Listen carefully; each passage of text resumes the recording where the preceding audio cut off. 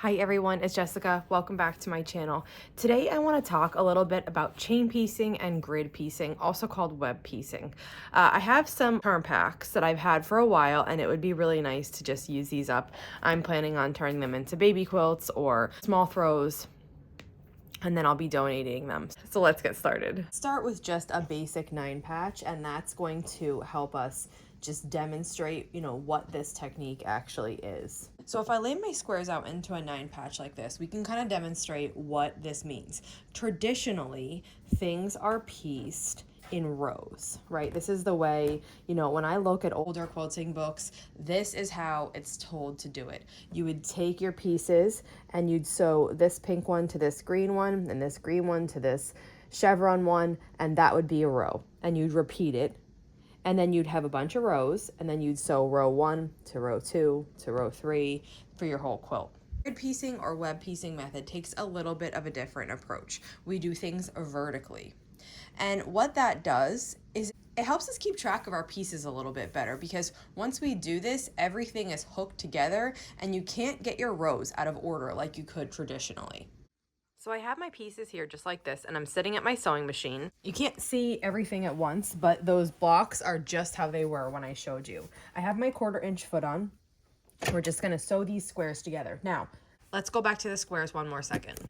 When we are doing this method, we stack our blocks or patchwork squares, whatever you have, vertically. So what we're going to do, instead of stacking the row horizontally, we're going to take the first block of row 1, stack it on the first block of row 2, and stack it on the first block of row 3. Then we'll do that again. We'll take the second block of row 1 onto the second block of row 2, onto the second block of row 3. And then we'll take the third block of row 1 onto the third block of row 2, onto the third block of row 3. So now we have a stack like this. And we're going to begin to sew. I'm moving it over because this is kind of small, and we can work on this project like this. If it's a whole quilt, I usually just bring 2 stacks over at once. So I'm going to put them, it's down here right on my table below my sewing machine. And I'm going to pick up this. If you remember how this was laid out, this is the first block of row 1 and the second block of row 1, and we're sewing them together. So I'm just going to lay one on top of the other and sew it.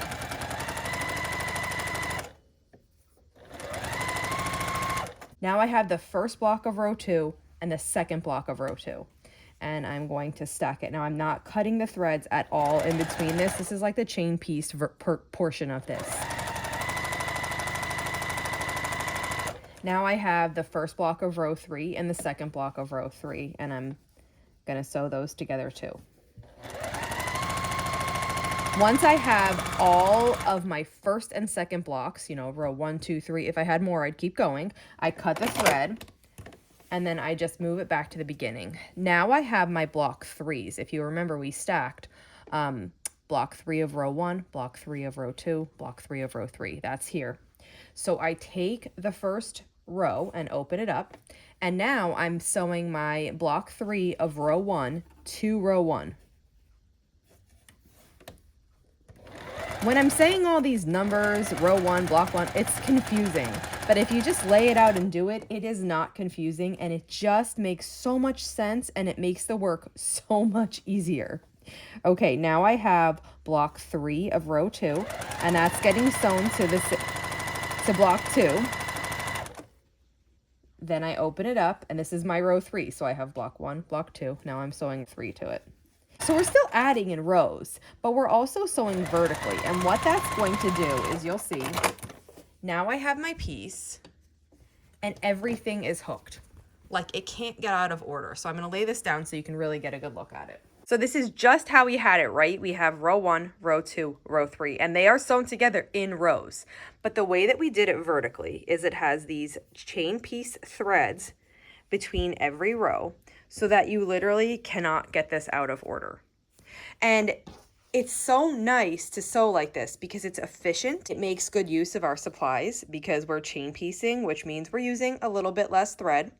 And it makes kind of piecing foolproof because you're not going to accidentally mix up your rows. This is my favorite way to piece. I piece blocks like this. I piece whole quilts like this. Anything I can, I use this method. So now that we have this hooked together, we just need to sew the rows horizontally, which is really easy because they're chain pieced together. So let's go back to the sewing machine and do that. Pulling my whole piece over. We're not cutting these threads at all. When you're doing a simple patchwork quilt, it's really easy for the seam allowances on the back. I usually just push one row one way, the other row the other way, and I just alternate. So I pick a direction to push my seam allowance here. I nested these two seams with my fingers, and then I'm gonna start at the beginning and sew across. And then I will repeat that here. Did you see I just knocked that seam away from me? This seam's gonna come toward me. And then I'm going to sew. And this is why I don't pin also. I taught myself to sew without pinning, so I feel no need to ever pin. But I also, when you're doing something like this, where everything is going to line up perfectly, you have like a built-in stop to make sure that your pieces are working the right way. And I feel like you don't really need to pin, and it's going to save you time, and you're still going to sew accurately. So let's just look at the back really quick. This is the one we didn't sew on yet. It's still hooked here by this thread. This is the one we just did. The seam allowances on this one are coming this way. The seam allowances on that one are coming the other way. So we're going to need to rotate that again so this last row will fit. When I put it down like this, the back seam allowances on this row are coming toward me. So that means this one I want to go away from me. And what I mean by you have a little perfect stop to make sure everything is right is, since these are lined up, I can nest these two blocks with my fingers and hold this here. I haven't talked about this in a while, but I used to mention it in my earlier videos. This is how I know my blocks are going to be accurate and everything will be nested. Take the time to do this. It really helps. So take 1 second here and nest these seams. What nesting means is they're perfectly fitting into each other. So these two seams of the block, which is the part here in the middle, this block is right up against this block. And then my seam allowance from one block is going one direction. My seam allowance for the other block is going the other direction, but they're right up next to each other. This is perfectly nested. So when I put my finger on a perfectly nested block, I pay attention to how that feels. It feels nice and flat. I can feel the seams touching each other. I know they are next to each other. Now take a second and move it so they're a little bit apart. So now if you look, there's a space in between those. I exaggerated it a little bit here so I could feel it. Feel that. Feel the difference. When those are not nested, feel how there's a valley right here. You can see me pushing this indent with my finger. That's where the valley is. But it's important you feel it with your own fingertips. Feel how there is a valley there. You can tell that is not nested. Now come back and overlap them just a little bit. So now if you were to look at it sideways, this bottom one is on top of the top one. See that there? They're overlapping just a little bit. Now feel it. Feel how thick that feels. That it doesn't feel flat, that you can tell there's too many layers of fabric there, it's not right. If you learn how to feel this with your fingers, you don't need to pay attention to nesting your seams as much because your fingers will know if you're doing it right or not. And I taught myself that in the beginning, and it has served me since that first time that I learned how to do it. So I nest this with my fingers. I know this nest is correctly. They're right next to each other. The seams are butting up against each other and laying perfectly flat. Then I hold it. Then I backtrack with my other hand. Now, if I was using my Bernina, I would have a nifty, knee lift that I wouldn't have to do that with my one hand, and that is handy. But I put the presser foot down, and now we're going to sew. And I sew only to this seam. I'm not worried about anything else that's happening. Once my needle gets into that seam, I stop. And then I'm going to do it again. So the bottom seam is facing me. The top seam is going to face away from me on the seam allowance. And I'm going to nest it so it's perfect, and I'm going to hold it there. And we're going to sew right to my finger again. And then I'm going to stop. And if there were more blocks, I would just keep doing that. And you can see how you don't need to pin there. You can do that one step at a time, making sure it's feeling right. But since this is the end, I just match up the edge of the quilt, make sure these corners are matching. and then I sew across. And now I have this perfectly sewn 9-patch. My seams are perfect at every corner. They're nesting perfectly at every corner. And we sewed it so quickly and efficiently because of the web piecing. Now, we only applied it to this small 9-patch, but you can do it with a whole big quilt. And what's lovely about that, again, is that you can't get your rows messed up as you do it. It's just such a fun and satisfying way to sew, and it's so accurate. It's why it's my favorite. So I've shown it to you with a 9-patch, and now here I've laid out more charm pack squares. These are laid out 9 by 10, and we're going to grid piece these. First thing we're going to do is start stacking. And remember, in this method, we're working vertically. So I'm going to come up here to the top, and I'm just going to start stacking these squares vertically on top of each other. So that's column 1. And I'll do this for the whole quilt top.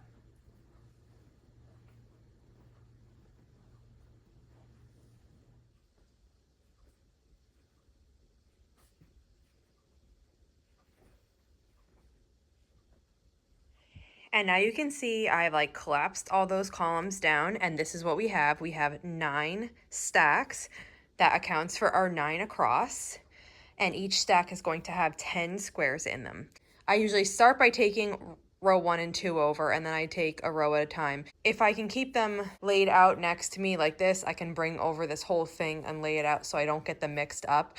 But I'll do whatever works for you here. So I'm going to take row 1 and 2, and I'm going to bring 3, and we'll set it aside, and we're going to start piecing these. Okay, so here we are. I have column 1, column 2, column 3. Column 3 I'm just going to set aside because we don't need it yet. We're going to work with 1 and 2. I'm just going to put them down here to make it easier and give myself room. And I'm going to take 1 from each and sew it together. And then I'm just going to keep repeating this process like we did before. There's just going to be more of them until I have nothing left in these stacks.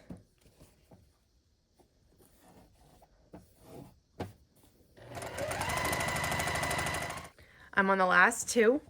I'm just going to stack that together, right sides together, and sew along the edge. And now I've finished my first 2 piles, so I'm going to cut the thread. And then I'm just going to pull this back and get to the first one. Now I have my pile 3, and I'm going to open this up one at a time and add 1 square from pile 3. So here's my first square.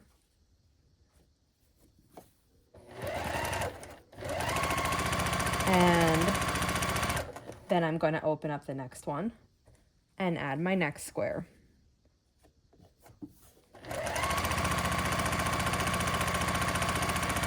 And we're going to repeat this all the way down until pile 3 is empty and all of the pieces from pile 3 are onto a row of this quilt.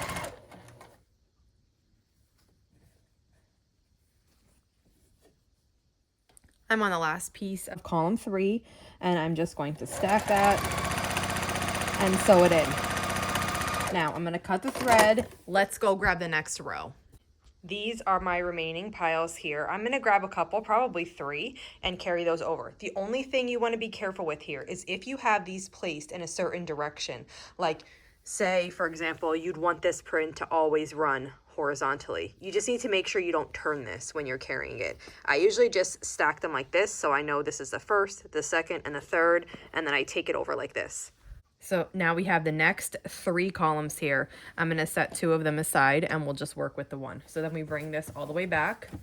Now we have 3 pieces in it because we've already done 3, and we're adding the 4th. So you just continue doing this the same way you did before, and you're just going to open up a spot and add your next block. And you'll just repeat this all the way down, and then you're going to keep doing the same thing for all of the other columns that you're adding. I've been sewing, and now I'm on the last column. So I'm adding column number 9. I'm almost finished. I have 3 more pieces. Okay, and let's take a look at what this looks like now that I'm finished. So here is what we were just working on. And now all of the rows are sewn together, but it's sewn in this grid. So in the time it would take you to normally just sew all of the rows separately, we have sewn them together in the grid, and now they can't come out of order. So you can stop here now. You're not gonna lose your place. And if you do wanna continue, it's really easy to just flip it over and start sewing. And this is 10 whole rows of this. It's so fast. It's actually really fun. And it makes so much sense to do it this way. If you have any questions on grid piecing, just let me know and I'll be happy to help you out in the comments. And if not, I'll see you back here soon. Thanks for following along.